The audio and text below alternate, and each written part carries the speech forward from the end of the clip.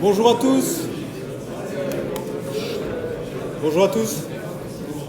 Bienvenue dans ce cours qui est le bilan de la deuxième partie, donc qui concerne les algorithmes de tri et les recherches dichotomiques, si je ne me trompe pas.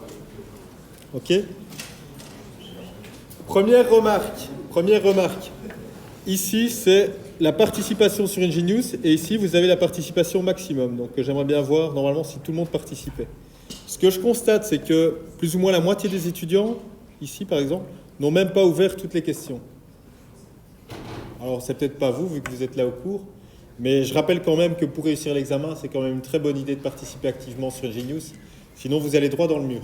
Vous allez découvrir beaucoup de problèmes le jour de l'examen. Comme par exemple, le fait que vous n'êtes pas totalement familier avec Java, le fait que vous manquez d'exercices pour débugger vos programmes, et le fait simplement que vous n'êtes pas familier avec la matière. Ok ? Donc, il y a des séances encadrées pour ce cours. Je vous invite à y participer si vous avez besoin d'aide, sinon faites-le chez vous. Mais essayez au maximum de faire l'émission Ingenious et ne perdez pas pied. La matière va s'accumuler, donc ne perdez pas pied. Alors maintenant, je vais faire un petit peu le bilan des questions qui étaient proposées et je vais donner des pistes de solutions. Ok, je ne vais pas donner les codes sources tels quels. De temps en temps, je donnerai des pseudo-codes. Mais normalement, avec ce que je vais donner ici, ce serait facile pour vous d'implémenter la solution. Mais j'espérais que vous auriez pu trouver ça par vous-même, étant donné que vous avez lu le chapitre du livre. Ok ? Donc normalement, pour la plupart d'entre vous, c'est plus la confirmation des idées que vous avez eues. Normalement, vous étiez capable de trouver ça par vous-même. Alors, union d'intervalles. Je vous donne en entrée un ensemble d'intervalles et vous devez calculer l'union de ces intervalles, de sorte à les simplifier. Par exemple, ici on a l'intervalle, donc j'ai un tableau ici qui représente les bornes inférieures de l'intervalle et les bornes supérieures de chacun des intervalles. Donc ici j'ai 1, 2, 3, 4, 5 intervalles. Le premier intervalle a comme minimum 5 et comme maximum 7. Le deuxième intervalle a le minimum 0 et terminant 2. Le troisième commençant 1, terminant 2. Le quatrième commençant 6, terminant 8. Et le cinquième commençant 2, terminant 3. Et donc si je fais l'union des intervalles, je devrais avoir seulement deux intervalles. Le premier disjoint, évidemment, vu qu'on fait l'union, donc ceux-là sont disjoints. Le premier commence en 0, vous voyez, c'est ceci, et termine en 5. Et le second commence en 3, termine en 8. Oui ? 0, 3. Alors on va regarder ça visuellement. Donc ça, c'était les intervalles que j'ai donnés, si je ne me trompe, en entrée. Ah non. On va représenter ça ici. Je ne sais pas exactement pour l'autre. Donc ici, si ça, ce sont mes intervalles d'entrée ici. Ok, j'ai mes intervalles d'entrée. En sortie, je devrais avoir ceci. 3 intervalles. Vous voyez ? Si je fais la projection verticale, je vais avoir ici, là je projette. Ici, on a bien que ceci, c'est l'union des deux premiers. Et puis on a un trou. Il n'y a plus aucun intervalle qui overlappe ces points-ci entre 4 et 5. Et puis de nouveau, ici, on a une union d'intervalles qui se termine en 9. Et puis finalement, on a le point unique ici en 10. Ok ? Donc si je donne ça en entrée, en sortie, j'avais ceci. Alors le but du jeu, c'est de faire ça le plus efficacement possible. Ok ? C'est quoi la taille de l'input ? La taille de l'entrée ?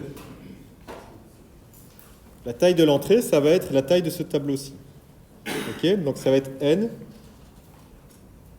La taille de l'input, c'est n. Donc, je vais écrire n égale min.length, par exemple. Ok ? Donc on va exprimer notre algorithme, la complexité temporelle de notre algorithme, sur base de n, la taille de l'entrée. Bien sûr, on a un tableau min et un maximum, donc en pratique, on a 2 fois min.length, mais l'ordre O, c'est la même chose. Ok ? 2n ou n, c'est la même chose. Alors, qui est-ce qui a une idée ? Oui, je vous écoute. O2n log n, ça paraît une bonne idée d'avoir cette complexité-là, vu qu'on est dans un chapitre sur les algorithmes de tri. Mais comment faites-vous ? Moi, ce que je fais, c'est je me suis basé sur la question Ingenious, je convertis en intervalle. Oui. Après ça, on fait un merge sort. Et une fois que les éléments sont triés, on les fusionne au fur et à mesure. Ok. Je vois plus ou moins l'idée. Après, il faut mettre ça en musique. Voilà. Donc, l'idée, ce serait la suivante. C'est qu'on va maintenir ici un intervalle courant qui est l'intervalle qui est en construction. Ok, à chaque fois. Et cet intervalle courant, il va se baser sur tous les intervalles en entrée qui ont été triés en fonction de leur minimum. Donc d'abord, on trie en fonction des minimums les intervalles. Okay, et donc, on va les considérer, si vous voulez, dans cet ordre-ci. OK? On va les considérer. Donc lui, ça va être le premier qu'on va considérer, le deuxième, le troisième, le quatrième, le cinquième et le sixième. Donc là, j'ai déjà payé n log n pour les trier. Ensuite, je maintiens le minimum courant. Donc je prends le premier, je regarde son minimum. Son minimum, c'est 2. Et son maximum, c'est 4. Donc j'ai non seulement une valeur pour le minimum, mais j'ai aussi une valeur pour le maximum. OK? Puis je passe au deuxième. Alors le deuxième, ce qui est intéressant, c'est que son minimum tombe avant le maximum du précédent.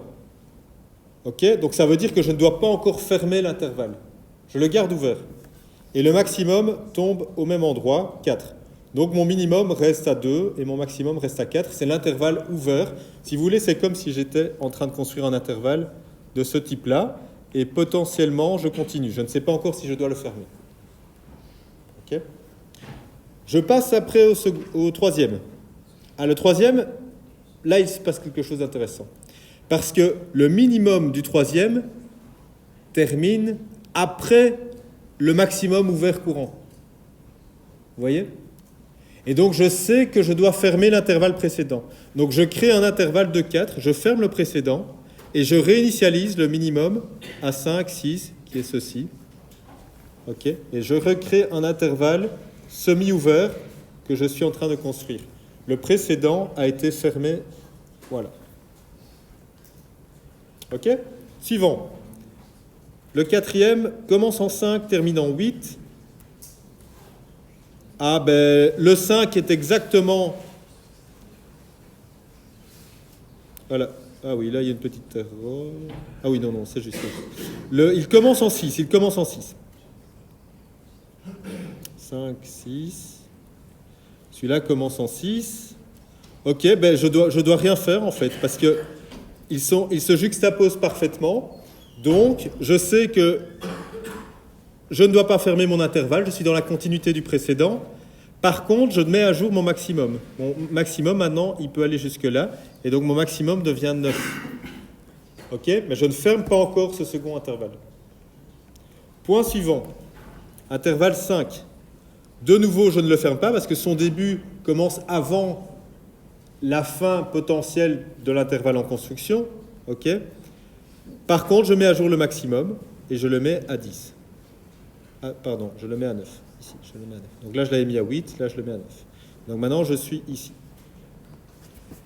Intervalle 6. Le début d'intervalle 6 commence après la fin du précédent que je suis en train de construire. Donc je sais que je dois le fermer. Je sais qu'il y a un trou. OK? Et donc je ferme l'intervalle précédent. Et puis le dernier, ben, il est tout seul, comme c'est le dernier, on est obligé de le fermer. C'est clair pour l'idée de l'algorithme? OK? Donc on voit bien qu'on a payé l'algorithme de tri au début. Ensuite, je n'ai fait que des opérations constantes, un nombre d'opérations constantes, pour traiter chaque intervalle l'un à la suite de l'autre, une fois qu'ils ont été triés. Donc la complexité totale sera logiquement de O de n log n plus O de n, donc O de n log n. Regardons ça. Ça, c'est mon code pour le faire. Donc d'abord, j'ai mon algorithme de tri, ici. Vous connaissez ça, arrays.sort? Vous connaissez cette fonction-là? OK? Ça, c'est de l'API Java.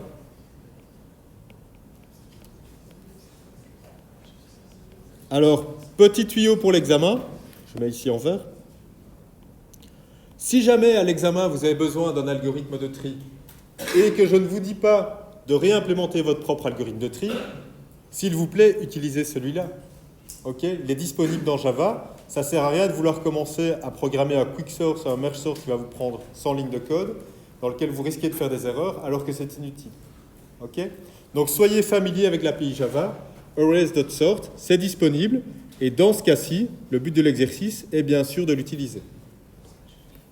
Qui c'est l'algorithme qui est utilisé derrière dans arrays.sort? Lequel? Non, c'est quicksort. Sur les entiers, c'est quicksort. OK?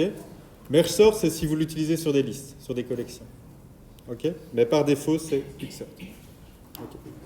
Et puis l'algorithme, sans surprise, c'est exactement la traduction. Donc on a un minimum et un maximum courant. Et puis on démarre, donc on les initialise, ces valeurs-là, au minimum et au maximum du premier intervalle. Et puis je vais itérer sur chacun des intervalles à la fois. Et je vais ici, soit décider de fermer l'intervalle. Donc dans ce cas-ci, je le ferme ici. Ici, voilà, ici. Ici, je ferme l'intervalle. OK. Et là, j'initialise le suivant.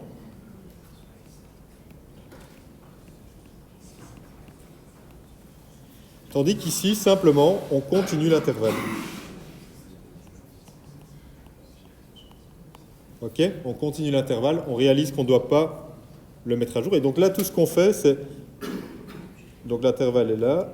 Il est ouvert. On pousse le max un petit peu plus loin, quoi, si vous voulez. On pousse le max un petit peu plus loin. On met à jour juste le max. OK?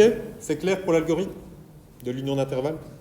Donc voilà, petite question de type examen de nouveau. Ça. Sur cette matière-là, en tout cas. OK. Donc la complexité temporelle, je l'avais déjà posée comme question. Peut-être pour la différence entre θ et O, vous êtes plutôt en θ de n log n ou en O de n log n? Oui, en O, pourquoi? Parce que si les tableaux d'intervalle sont vides, Sont quoi? sont vides, on peut directement retourner, on n'a pas besoin de faire un tri. S'ils sont vides... Ah non, ils ne sont pas vides vu qu'il y en a n. Ouais, mais ça peut... Oui? Il se pourrait que l'algorithme de tri trie beaucoup plus rapidement que n log n. Exactement. Donc si l'algorithme de tri pourrait trier plus rapidement que n log n.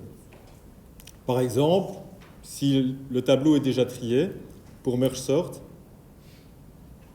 bon, pour merge sort ça ne change rien, prenons un insertion sort sur un tableau trié, il va se comporter en O de n. OK? Tout simplement. Donc on est bien sur du O. Et si on voulait utiliser le oméga, on dirait quoi si c'était oméga? La borne inférieure sur la complexité, elle est de quoi ici? Elle est O de n aussi, oui. OK? Il faut au minimum considérer chaque intervalle dans cet algorithme. Alors, je vais maintenant vous expliquer une autre approche un tout petit peu plus compliquée, mais tellement plus générique parce qu'elle permet de résoudre beaucoup de problèmes en pratique. Et c'est un algorithme connu en géométrie tout à fait bon. C'est l'algorithme de sweep, OK? Qui est plus générique. Donc, je répète, plus générique. Un petit peu plus compliqué, mais pas tellement plus. Vous allez comprendre l'intuition. L'intuition, c'est la suivante. C'est que je vais prendre une barre ici, que j'appelle ma ligne de sweep. Elle est ici. OK? Et je vais la déplacer de gauche à droite. OK? Je vais la déplacer. Et à chaque fois, cette ligne, je vais lui associer, elle a un compteur associé qui s'appelle le nombre d'intervalles qui chevauchent cette ligne. OK? Donc tout au début, vous voyez, je la mets tout à gauche, à moins l'infini par exemple, il n'y a rien qui chevauche la ligne. Aucun overlap avec la ligne sur les intervalles. Donc là, rien du tout. Et puis je vais la déplacer, vous voyez que là, au début, là, il y en aura un, puis deux, puis hop, il y en a deux qui se terminent, donc de nouveau, mon compteur overlap va passer à 0, puis 1, puis 2, puis 1, puis 0, puis de nouveau 1, puis directement 0. Vous voyez un petit peu l'idée? Quand est-ce que je dois fermer mon intervalle? Dès que le nombre d'overlap passera à 0. Okay? Dès qu'il passera d'un nombre positif à un nombre qui est à 0. Alors pour ça, je dois définir, pour cet algorithme-là, je dois définir des points d'action.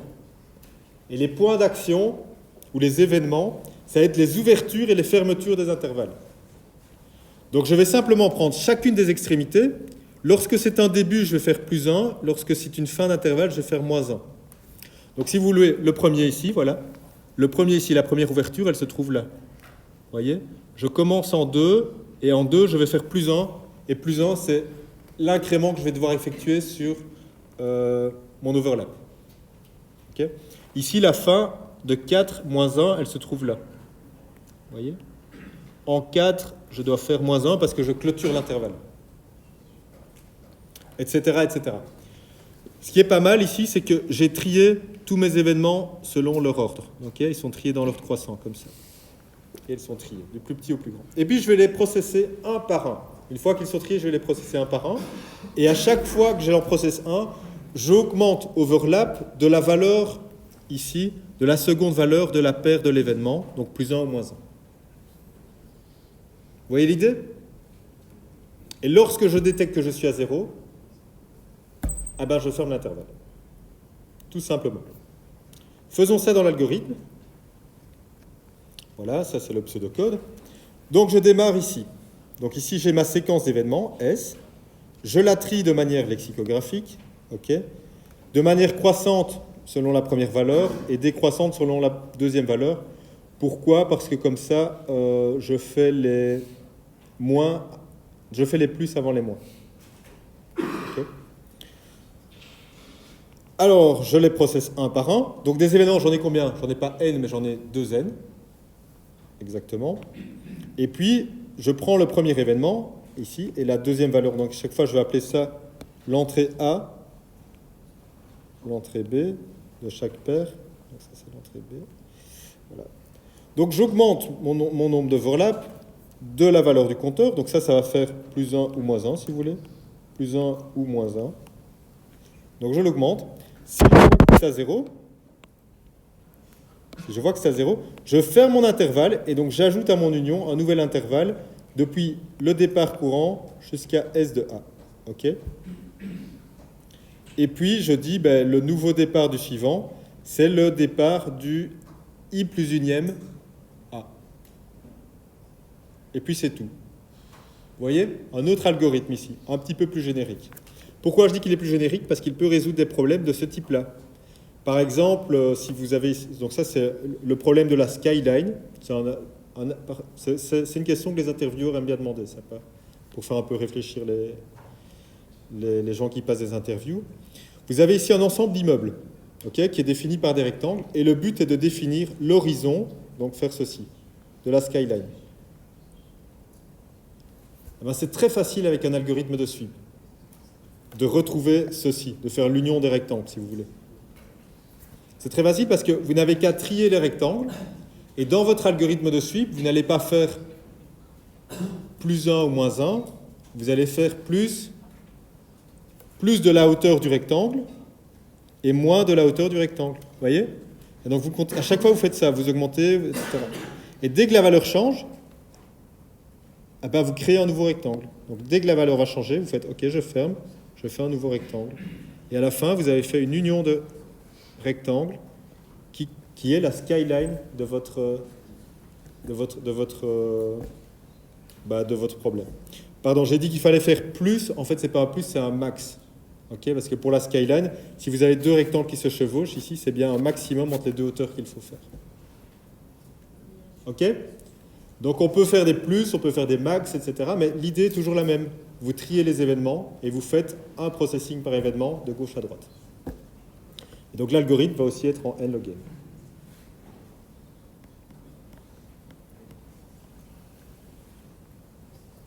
Pas de questions sur ça? Non? Vous êtes capable de le faire, celui-là? Oui. Question 2. Vous devez trier un tableau qui a pour propriété qu'il ne contient que les valeurs 0, 1 ou 2. OK? Quel algorithme est-ce que vous suggérez pour trier ça? Il est très grand, le tableau. OK? On ne parle pas d'un tableau à 10 entrées. On parle d'un tableau à 1 million d'entrées, peut-être. Écrivez le code et quelle est la complexité pour trier le tableau?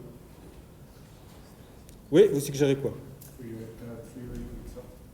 Three-way quicksort, oui, c'est une possibilité. Quoi d'autre?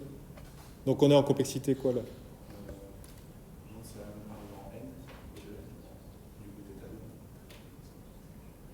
Θ de n? On va parcourir une seule fois chaque élément. On va juste le comparer parce qu'il y a trois possibilités. Pourquoi est-ce que ça va aller Pourquoi est-ce que je ne vais pas payer une log n dans ce cas-là? Non, c'est vrai, je crois que D'autres possibilités? Non? Pas d'idée? On ne peut pas faire mieux que n log n? Oui? Rejoignez-moi. Counting sort, tout à fait. Donc counting sort, c'est un algorithme tout à fait envisageable pour ce cas-ci. OK? En quoi consiste le counting sort? Le counting sort, il va simplement compter le nombre de 0, le nombre de 1 et le nombre de 2 qu'il y a dans votre tableau, pour après être capable de les régénérer. Ok? Donc, simplement, petit exercice préalable. Si je vous dis, dans mon tableau, j'ai compté une fois le nombre 0, 3 fois le nombre 1, 2 fois le nombre 5. Est-ce que vous êtes capable de régénérer le tableau d'entrée qui a donné lieu à ces compteurs, ces valeurs de compteurs? Ben oui. Tout simplement, vous écrivez 1, 0, 3 fois... Oups, pardon. 1, 0, 3 fois 1, et puis 2 fois 5. OK? Et là, vous avez régénéré un tableau trié, qui était un tableau qui pouvait donner lieu à ces compteurs calculés. Ben, l'idée du counting sort, c'est exactement ça. Je vais simplement avoir associé à chaque valeur un compteur qui compte les valeurs, le nombre d'occurrences, et puis une fois que j'ai ça, c'est très facile de les régénérer dans l'ordre croissant. OK? Donc la complexité de votre algorithme, elle va être de... Regardez, si j'ai K1 fois le 0, K2 fois le 1, K3 fois le 2, c'est quoi la complexité pour régénérer le tableau trié? Est-ce que vous me dites O de K1, K2, K3, θ K1 plus K2 plus K3, O de n log n, où n est la somme des k, θ de n log n, où n est... Vous me dites quoi?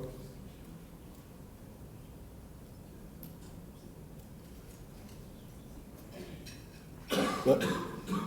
Vous n'allez certainement pas avoir du n log n, non? Vous n'allez pas commencer à vous mettre à trier. OK? Donc il reste quoi? Il reste le O et le θ. Vous dites O, θ? θ, OK? Effectivement, on va devoir les faire tous. Pas de questions là-dessus? On est bon. Donc le counting sort en pratique, vous pouvez l'implémenter de cette manière-là. Vu que j'ai les valeurs de 0 à 3, je n'ai pas besoin d'une structure de données très compliquée pour stocker mes compteurs et je dois pouvoir y accéder en temps constant. Donc je vais tout simplement déclarer ici un tableau, ici, pour mes compteurs, un petit tableau de taille 3. L'indice 0 va être pour le compteur 0, l'indice 1 pour le compteur 1, l'indice 2 pour la valeur 2. Et ensuite, pour chacune des entrées, j'augmente quel compteur? Ben, celui qui se trouve en i. OK, pour augmenter le compteur de la valeur i. Puis je déclare mon output. Mon output, ben, il a la même longueur que l'input. Et là, simplement, je vais vider mes compteurs un par un. Et tant que le compteur n'est pas vide, je génère, le compteur i n'est pas vide, je génère comme valeur suivante la valeur i à l'indice j. Et puis j'augmente j. OK? Tout simple, non? Counting sort, très efficace. Pensez-y parce qu'il y a énormément d'applications où tout simplement le nombre de valeurs à trier n'est pas de l'entier minimum à l'entier maximum, il est très restreint. Et quand le nombre de valeurs à trier est très restreint, le champ des possibles des valeurs à trier est très restreint, counting sort est un très bon algorithme. Okay? Mais il faut que le nombre de valeurs soit dense pour que ça fonctionne. Et donc la complexité du counting sort, pas ça, pas ça, pas ça, pas du n carré, il nous reste O de n ou θ de n, ben je dois au moins les passer tous en vue, donc oméga égale O. OK? C'est ça le plus précis. Bon, plus compliqué. Si je dois trier les valeurs entre 0 et k, est-ce que cela fonctionne toujours?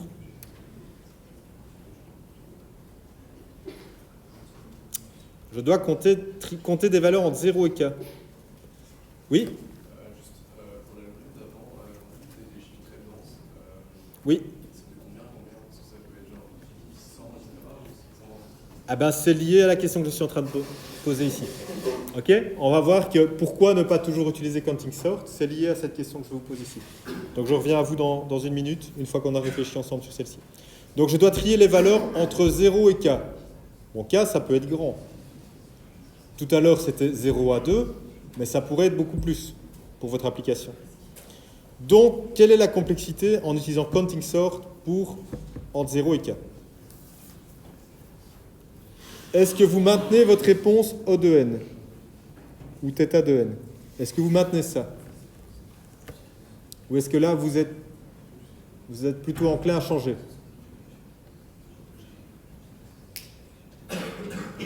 Qui maintient ça? Ouais, quelques-uns. Qui va dire je préfère changer? Ouais, et vous me dites quoi alors? Oui. N plus K et θ ou O? θ, alors voilà, ça c'est un candidat. Et d'où viendrait le K alors? Parce que si je regarde mon pseudocode ici, voilà. Donc supposons qu'ici, voilà, j'en ai plus ça, mais j'en ai K. De quelle ligne va coûter K ici? Parce qu'ici, cette boucle-ci, je ne vois pas très bien pourquoi sa complexité changerait. Donc cette partie-ci, elle est toujours en θ de n, me semble-t-il. Donc qu'est-ce qui a changé? D'où vient le K? Il vient d'où? C'est d'où? Qu'on doit reconstruire le tableau. Mais c'est ici que je remplis le tableau, non?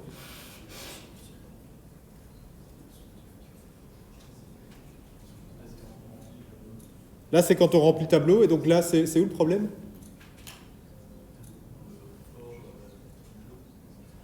Ce for-ci? Non, cette ligne-là, je maintiens cette ligne-là. Pour moi, c'est toujours du θ de n aussi, cette ligne-là. Elle ne me tracasse pas. Oui? C'est quoi? La ligne for. Vous avez mis inférieur à 2. La deuxième ligne? Celle-ci? Non, le deuxième for. Celui-là? Celui-là? Oui. Non, celui-là, il est θ de n. Ah, ça ne peut plus être i inférieur à 2. Il y aura... Ah oui, je vois ce que vous voulez dire. On peut avoir 4, mais Ouais, tout à fait. Donc là, on a n plus k. Pourquoi? Bon, ici, j'aurais pu m'en sortir autrement. J'aurais pu mettre un pointeur pour dire valeur suivante qui est non zéro. Ok? Donc celle-là, j'aurais pu faire une optimisation qui l'évitait. Par contre, là où je n'échappe pas au k du tout, c'est dans la création de ce tableau. Vous voyez? Créer le tableau qui a une dimension k, ça va me coûter k, O2k. Ça, je n'échappe pas à ça. Oui? Mais dans la définition dans cette définition-là de l'ordre de grandeur, additionner une constante, ça ne change rien. Ah ben c'est plus une constante vu que c'est un paramètre ici. Je le dis que c'est un paramètre. Je dois trier des valeurs entre 0 et k.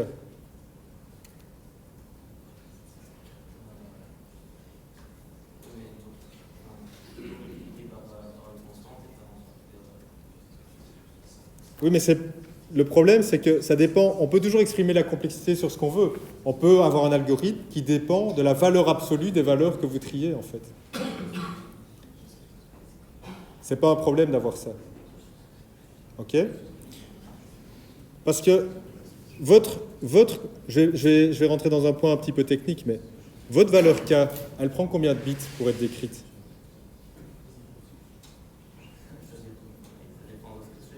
Là, ce sont des entiers, par exemple.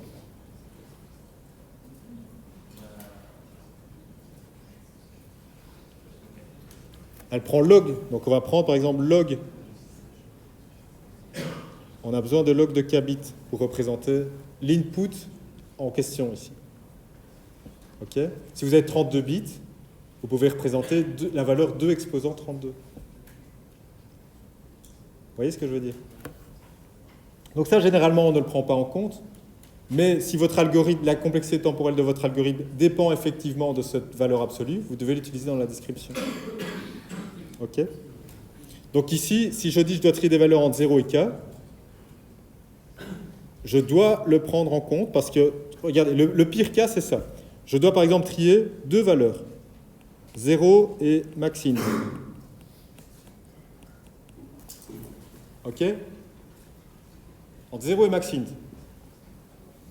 Ça, c'est 2 exposants, c'est presque 2 exposants 32, je ne rentre pas dans les détails. Ok? Donc c'est énorme. Vous allez attendre un temps extrêmement long et vous allez exploser votre mémoire juste pour créer ce tableau des compteurs. Ok? Pourtant, vous n'avez que 2 valeurs à trier. Si je vous écoute, je ne dis pas à l'utilisateur que je ne décris pas dans ma complexité, je ne décris pas cette valeur K. Il s'attend à avoir un algorithme quasiment en temps constant, parce qu'il n'a que 2 valeurs à trier. Or, son algorithme ne terminera jamais en pratique. Vous voyez l'importance de le décrire dans ce cas-ci?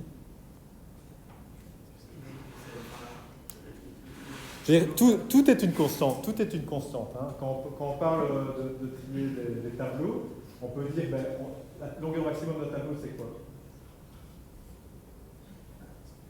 La longueur d'un tableau en Java, maximum. C'est max int. C'est une constante, max int. Vous voyez? On va jamais le mettre, alors on va pas mettre O de n, on va mettre c'est max int, c'est une constante, et puis j'ai fini. Mais non. Le but de la complexité, c'est de la décrire de manière la plus fine possible. Ok? Et donc, généralement, quand on décrit la complexité, on ne tient pas compte du fait qu'on est sur une représentation nécessairement finie des choses, comme un entier maximum, etc. Parce qu'en pratique, là, on est sur des constantes qui coûtent, quoi. Et donc, on l'inclut dans la description de la complexité. Vous voyez, ça, c'est une constante qui va vous coûter en pratique. Si ça avait été... Si je n'étais pas sur une représentation des entiers en 32 bits, si le max int était vraiment quelque chose de gigantesque, je ne sais pas moi, 2 exposant 100, vous imaginez si je ne le décrivais pas? Oui? Donc, en fait, la complexité dépend uniquement de K et de N. Ça dépend, ça dépend. Donc, dans cet algorithme de counting sort, et c'est là que c'est intéressant, c'est qu'on a un curseur. On a un curseur, ok? On a K et on a N. Si le K est vraiment plus grand que N, c'est ça qui va coûter le plus. Si le K est plus petit que N, c'est le N qui coûte le plus. Vous voyez? Et donc le counting sort reste intéressant tant que le nombre de valeurs à trier est plus petit que N. Sinon, à un moment donné, le N again devient plus intéressant. Oui? Je me posais la question du coup pour la complexité temporelle si ce n'était pas O du maximum de n et k. Non, on paye les deux ici. Vous allez payer, regardez votre boucle. Je vois ce que vous voulez dire. Vous voulez dire on pourrait l'exprimer comme n et k. Mais, bonne question. En fait, dans ces cas-là, on préfère exprimer...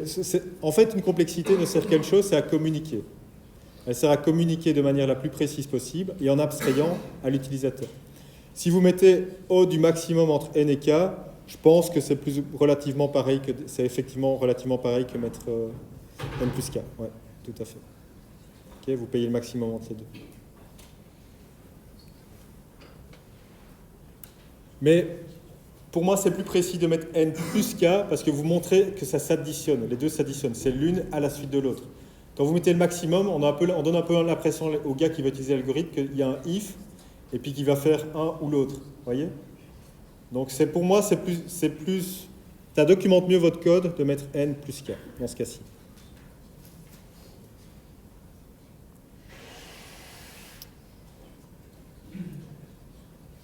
Bon alors, si maintenant j'ai 3 valeurs possibles, très grandes, mais aussi extrêmement différentes, est-ce qu'on utilise toujours counting sort? Et si oui, comment?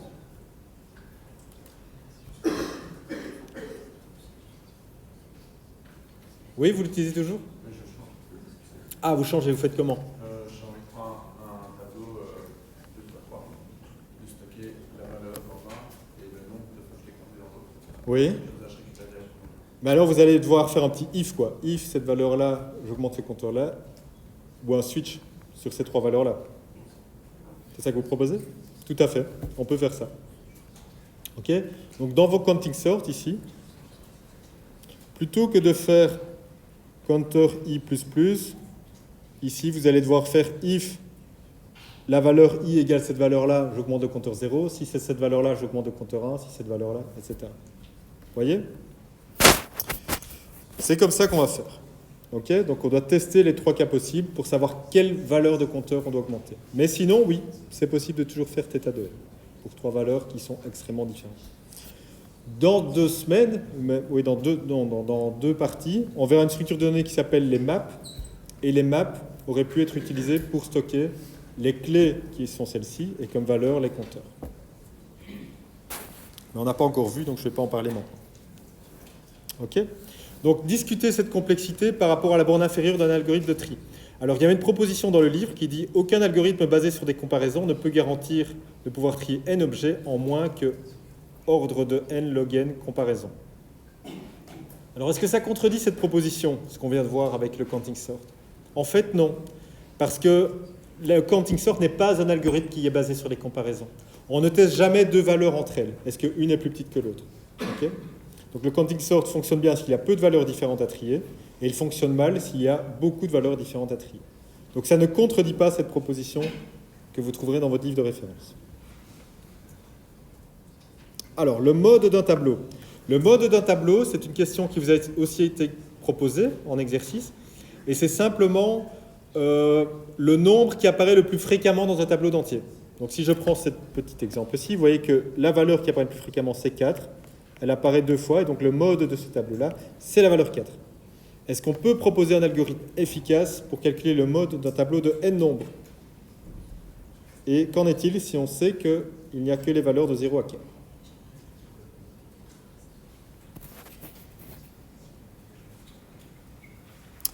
Solution 1, normalement à laquelle vous avez pensé, on trie le tableau. On trie le tableau de n éléments et on trouve la répétition la plus longue dans ce tableau trié. OK ?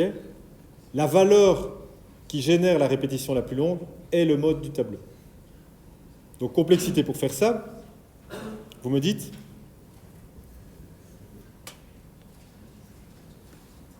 Oh, ne me dites pas ça, dites-moi un truc. O, θ, O. OK. O de n log n. OK. Parce qu'après, une fois qu'il est trié, c'est O de n de trouver le mode. Vous vous souvenez du quicksort? Je fais un petit rappel. Parce qu'en fait, on va pouvoir utiliser le quicksort pour résoudre ce problème-là encore plus efficacement. OK. Alors, petit rappel du quicksort. Que fait le quicksort? Le quicksort, il va faire ça. Il va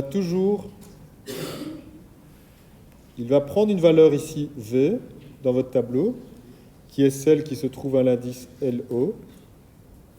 OK, et vous devez trier jusqu'à l'indice, il l'appelle comment? High. OK. Et en fait, ce qu'il va faire, il va s'arranger pour que, ici, mettre la valeur V. À gauche, il va mettre toutes des valeurs plus petites que V, et à droite, toutes des valeurs plus grandes que V. Et ça, le but de ça, c'est réalisé par la sous-méthode partition. OK ? Et donc, il va à chaque fois faire ça. Il va dire, je prends ici, je vais partitionner entre LO et HI, et puis je vais retrier récursivement à gauche et à droite, je refais un tri, à gauche, à droite, etc. récursivement. OK ? Et donc, partition fait exactement ce que je dis. Il trouve un pivot, il met à gauche tout ce qui est plus petit, à droite tout ce qui est plus grand, et il met la valeur V au bon emplacement. Et donc, une fois que la valeur V est positionnée, en fait, elle est à sa position définitive. Elle ne bougera plus jamais. OK ? Vu que toutes les valeurs à droite sont plus grandes, toutes celles à gauche sont plus petites, celle-là, la valeur V, elle a sa position finale. Et donc, à chaque fois, quicksort, au moins le pivot, il le met à sa position définitive dans le tableau tri. OK ?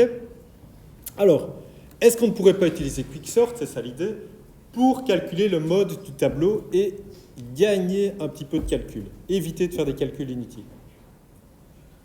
En fait, la réponse est oui, on peut. OK ? Parce que lorsqu'on fait un pivot, on peut compter le nombre d'éléments qui sont égaux au pivot. OK ? Et donc, à tout moment, on peut maintenir le meilleur candidat, mode, et sa fréquence. Et ça peut être évité pour éviter des appels sur le quicksort. Alors, pourquoi ? Parce que, imaginez la situation suivante.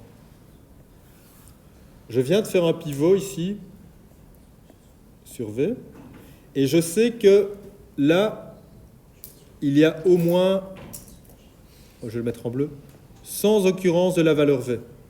Okay, ça veut dire que, en gros, c'est comme si j'avais... Ouais, il y a sans occurrence de la valeur V. Okay. Or, ici, le tableau que je dois trier, il n'a qu'une taille de 60. Est-ce que j'ai une chance de retrouver ici un mode dans ce sous-tableau, à gauche? Ben non, impossible. Ok? Et donc je vais faire ici, je vais faire l'économie de trier ce sous-tableau à gauche.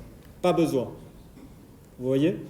Et calculer le nombre d'occurrences de la valeur du pivot, ben ça de toute façon, pendant mon opération de pivot, je peux le faire sans coût additionnel. Ok? C'est juste augmenter un compteur. Et donc vous voyez que simplement en adaptant un petit peu l'algorithme de quicksort, je vais pouvoir épargner de trier des sous-parties du tableau. Okay? Ça ne change pas la complexité, mais en pratique, ça ira plus vite. Ok? C'est clair pour cette partie-là? Vous voyez un petit peu l'idée? Et si maintenant, j'avais que des valeurs entre 0 et k, est-ce que je pourrais faire plus vite?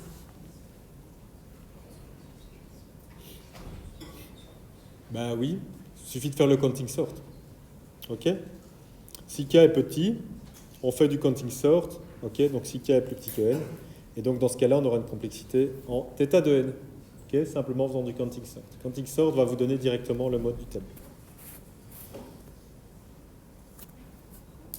Ok.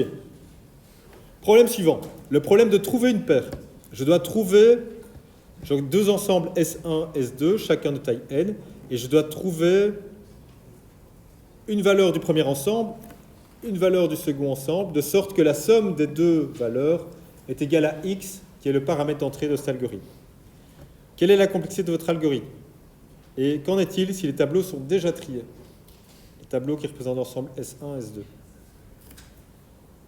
Est-ce que quelqu'un a une idée d'algorithme? Oui? Je vais commencer par trier des tableaux.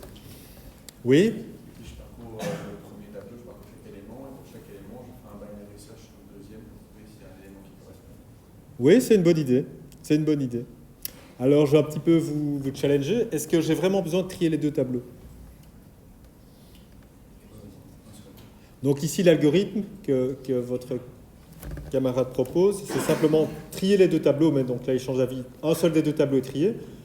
Je fais une boucle pour itérer sur tous les éléments du tableau non trié, et puis pour chacun d'entre eux, je fais une recherche dichotomique pour rechercher celui qui aurait, avec la valeur du premier, la somme qui est égale à x. Ok? Alors, complexité. Donc, trier le premier ensemble. Pour chaque valeur v du S2, on cherche une valeur. Et donc, la valeur qu'on cherche, c'est x moins v. Si on la trouve, c'est gagné. Ok? Donc, complexité pour cet algorithme.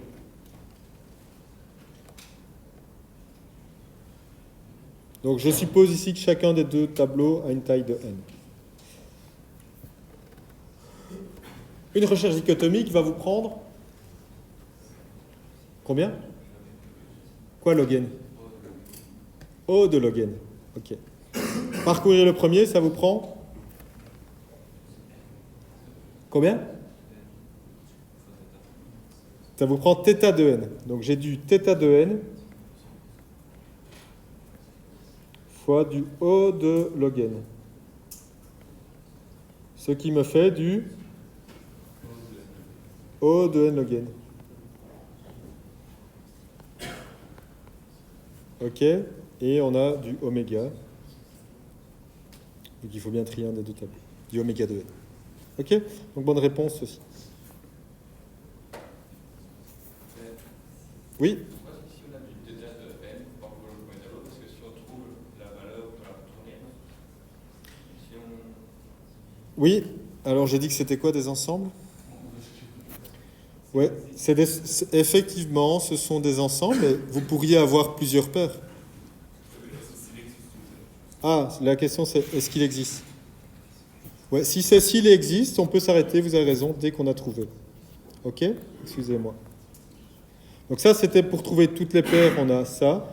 Et sinon, ici, on a du O si c'est la question est s'il existe. Ok? Exactement. Et si les deux ensembles sont déjà triés, est-ce qu'on peut faire mieux? S'ils sont déjà triés au départ.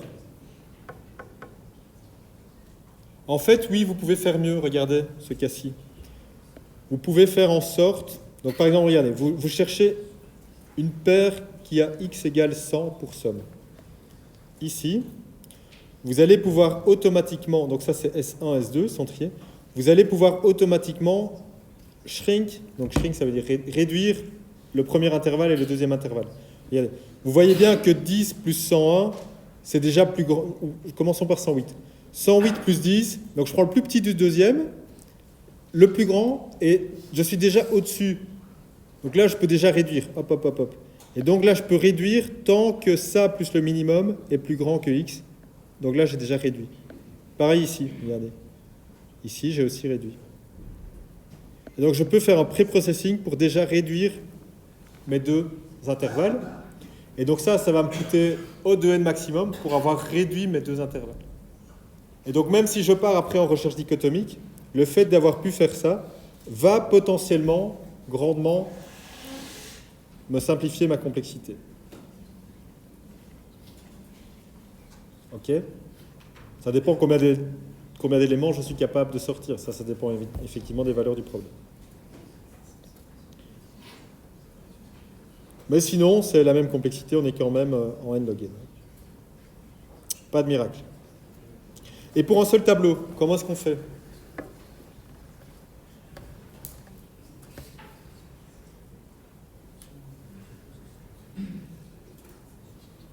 Vous savez comment on fait pour un seul tableau?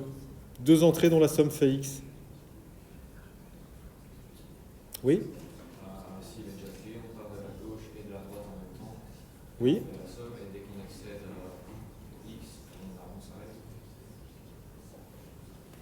Donc on part de... Attends, déjà s'il n'est pas trié, je le trie, ok?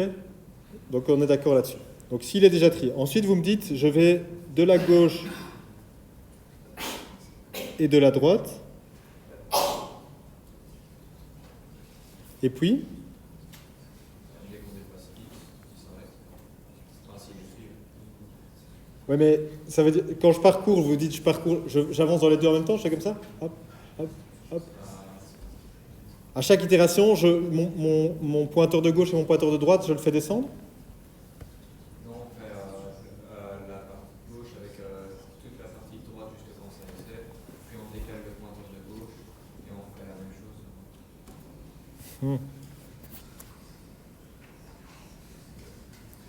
Donc, ici par exemple, je suis à 5, 30, et puis je cherche 68. Que faire? On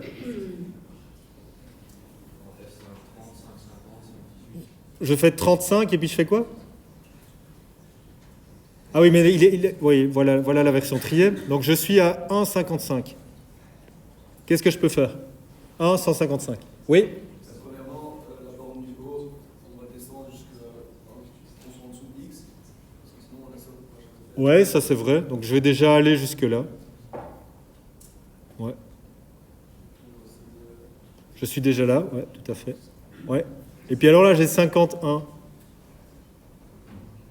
Donc qu'est-ce que je fais là? Ah ben regardez en fait, je suis trop petit. Je suis trop petit, donc je vais là. Et puis 55. Je suis encore trop petit. Je vais là. 50, 10. Trop petit.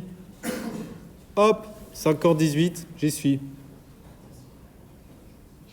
Vous croyez que j'ai de la chance? Ou est-ce que ça marche cet algorithme? Oui? Encore mieux que O2n? Vous regardez même pas les éléments alors? Non, j'ai une autre solution. Ah ok, vous avez une autre solution. On fait la médiane. Je réduis le tableau, vous verrez les éléments plus grands, et puis je me base sur la médiane.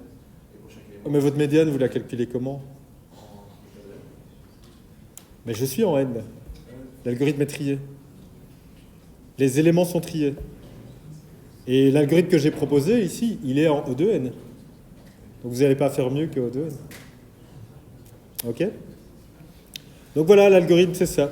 Simplement, j'ai deux valeurs ok, tant que I est plus petit que J, donc j'ai I, j'ai J. Si la somme des deux est plus grande, je descends la bande supérieure. Si la somme est plus petite, j'augmente la bande inférieure. Et voilà, je retourne. Ok? Pourquoi cet algorithme fonctionne?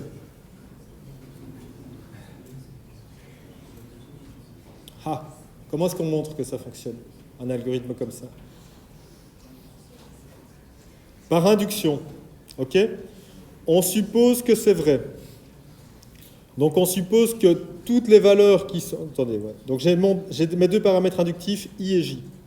Je suppose que pour tous les cas avant, et les L, pour tous les valeurs avant, il n'existait pas de somme qui sommait à X. Okay? Pour toutes les valeurs, les indices K avant, là, il n'y a pas moyen de trouver une autre entrée après celle-là qui somme à X. Ça, c'est au départ, c'est ça que je montre. Et je dis que c'est vrai pour tous les trucs plus petits que I. Ensuite, j'ai deux cas possibles. Je vais augmenter I ou je vais descendre J. Okay? Donc, si j'augmente I, je dois montrer que c'est aussi vrai pour la valeur à I.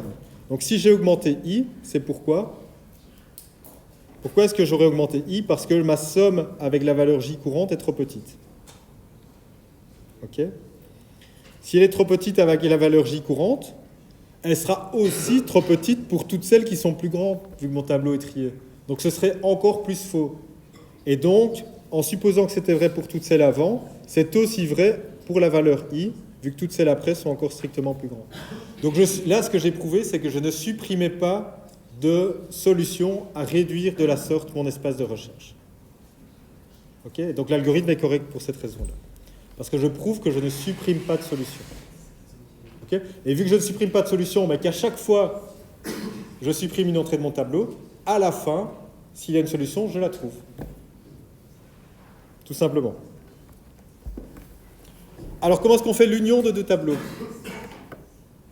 J'ai deux ensembles A, B. Voilà A. Oups, je supprime ça. B, et je vais faire l'union. Donc, vous voyez que la valeur 10 se trouve des deux côtés. Donc là, elle se trouve plus qu'une fois. 35, elle était que là, donc je la retrouve. 15, elle était deux fois, mais elle ne se trouve qu'une fois. OK, etc. Donc ça, c'est une opération très fréquente. On a deux tableaux, on veut faire l'union. Supprimer les doublons. Comment fait-on? Oui? On peut faire un merge sort, et quand on fusionne, on enlève les doublons. Exactement. Donc je vais faire un gros merge sort sur... Je crée un gros tableau avec tout, vous voyez, et je m'en fous des doublons. Donc je fais 10, 10, 12, 13, 15, 15, 20, etc. Et puis je parcours tout, et dès que je vois un doublon, je ne garde qu'une seule fois la valeur. Donc, ça m'a coûté O de, si j'avais une taille M pour le premier, N pour le second, O de M plus N fois log de M plus N. OK? Donc je fais ça.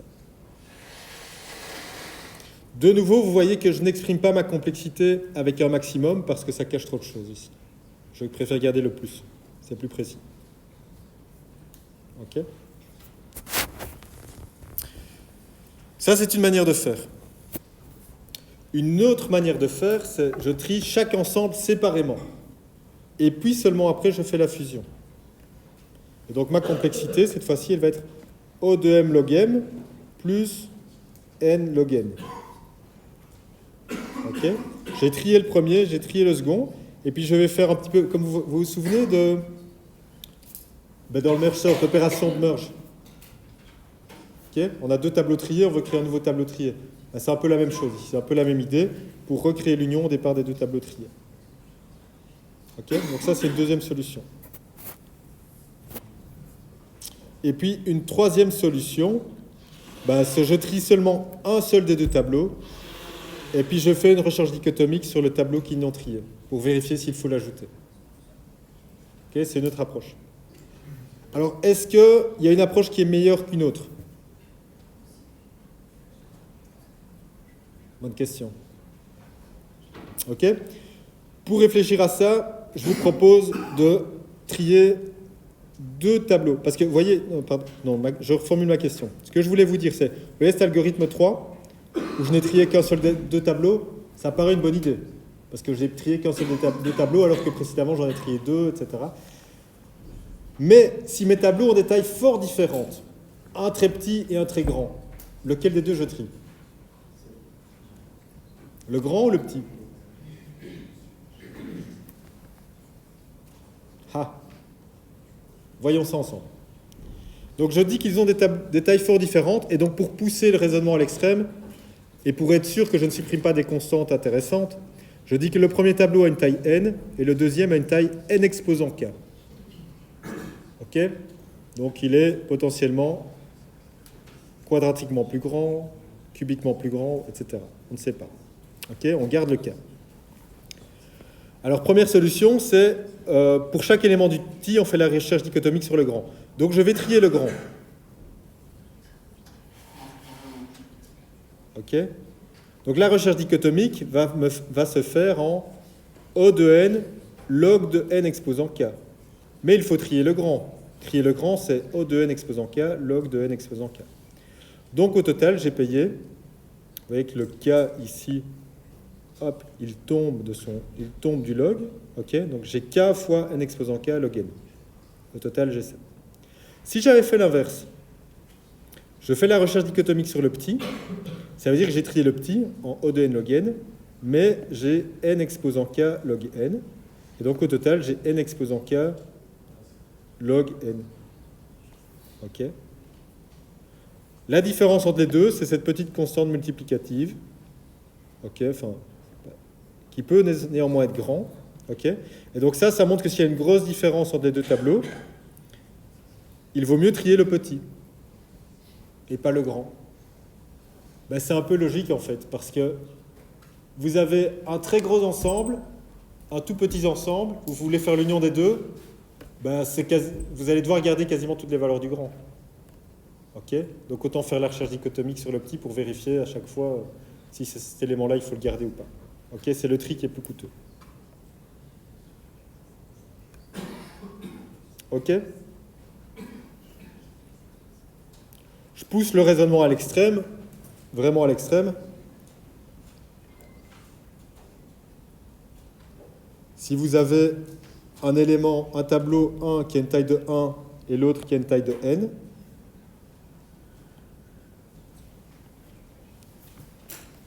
cette solution-là, qui consiste à trier le petit et vérifier à chaque fois en dichotomique sur celui-là, elle va vous prendre O de n, alors que sinon, si vous triez le grand, vous allez être en n log n. Vous voyez ?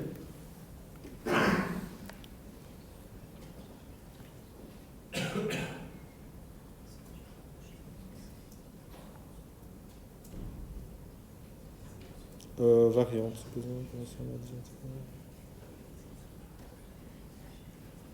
Ah, et s'ils sont déjà triés? Si les ensembles sont déjà triés, comment faire? Est-ce que ça change votre raisonnement? Oui? Juste un appel au merge, on merge juste les deux tableaux, on regarde chaque élément, on regarde d'abord les deux minimums, puis on les insère dans un nouveau tableau. Je ne sais pas comme le merge, la même chose. Oui, c'est ça. C'est ça. S'ils sont déjà triés, vous êtes de toute façon en n carré, en fait, dans ce cas-ci. Tout à fait. OK? Alors, dernier problème, pour un petit peu pousser la réflexion. J'ai une matrice qui est triée horizontalement et verticalement. Qu'est-ce que ça veut dire trier verticalement et horizontalement? Ça veut dire que chaque ligne, si vous la parcourez de gauche à droite de la matrice, les nombres augmentent. Et chaque colonne, ça augmente aussi. Donc je vais représenter ça comme ça, AZ. Oups, ouais. Donc c'est vrai pour toutes les colonnes et c'est vrai pour toutes les lignes de votre matrice. Et le but du jeu est de trouver s'il existe un élément X dans la matrice. Comment est-ce qu'on fait? Okay, donc c'est un peu la même question que la recherche dichotomique, sauf qu'on est dans une matrice et que c'est déjà trié. Vous me faites... On fait juste une double recherche dichotomique. Ah, une double recherche dichotomique. Comment est-ce qu'on fait une double recherche? Donc ça veut dire, sur chaque ligne, je fais une recherche dichotomique. Donc je vais payer, ma matrice elle est n fois m. Donc si je fais une recherche dichotomique sur les lignes, pour chaque ligne je fais ma recherche dichotomique, je vais payer, est-ce que x est-tu là? O de log de m. Donc je vais payer log de m pour chaque ligne. Et je le répète n fois. Donc je suis en n log m. J'aurais pu le faire aussi sur les colonnes. Dans ce cas-là, j'aurais été en m log n. Vous préférez lequel? N log m ou n log m?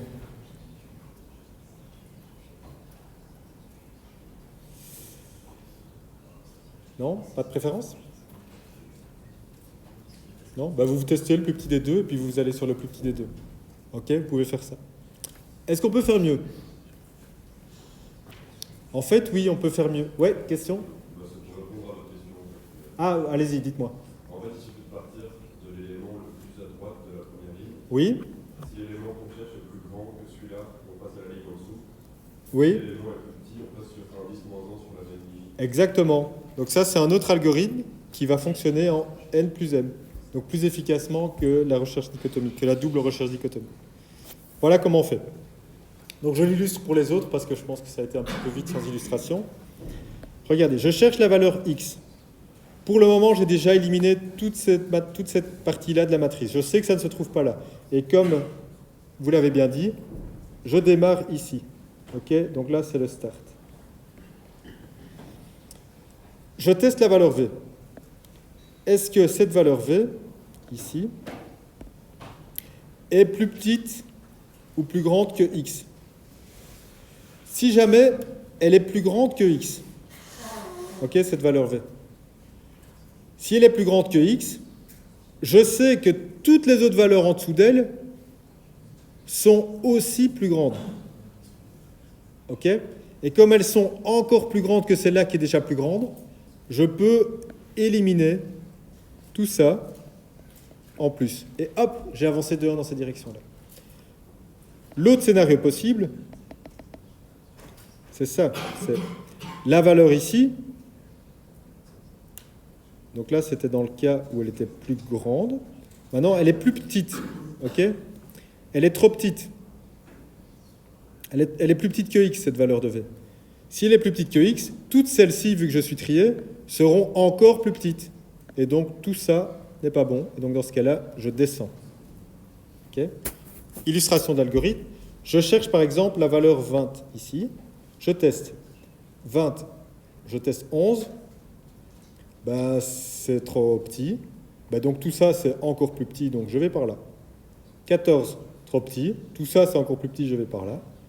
17, c'est trop petit. Ah, pourquoi j'ai pas été par là?